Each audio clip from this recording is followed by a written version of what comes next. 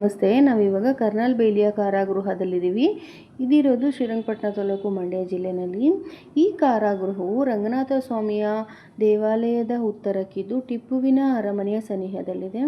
ಸುಲ್ತಾನ್ ಬತೇರಿಯ ಹಿಂಭಾಗದಲ್ಲಿರುವ ಗಾರೆಗಚ್ಚಿನಿಂದ ನಿರ್ಮಿಸಲ್ಪಟ್ಟ ಈ ಸೆರೆಮನೆಯು 30.5 ಮೀಟರ್ ಉದ್ದ ಮತ್ತು 12.2 ಮೀಟರ್ ಅಗಲದಲ್ಲಿದೆ.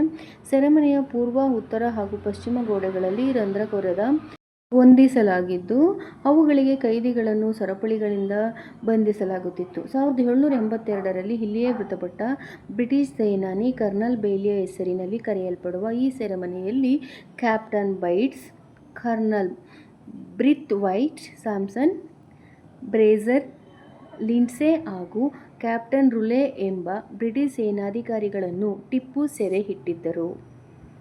ವಿಡಿಯೋ ನಿಮ್ಗೆ ಇಷ್ಟ ಆಗಿದ್ರೆ ಪ್ಲೀಸ್ ಲೈಕ್ ಮಾಡಿ, ಶೇರ್ ಮಾಡಿ, ಸಬ್ಸ್ಕ್ರೈಬ್ ಮಾಡಿ. ಮುಂದಿನ ವಿಡಿಯೋದಲ್ಲಿ ಭೇಟಿಯಾಗೋಣ. Thank you.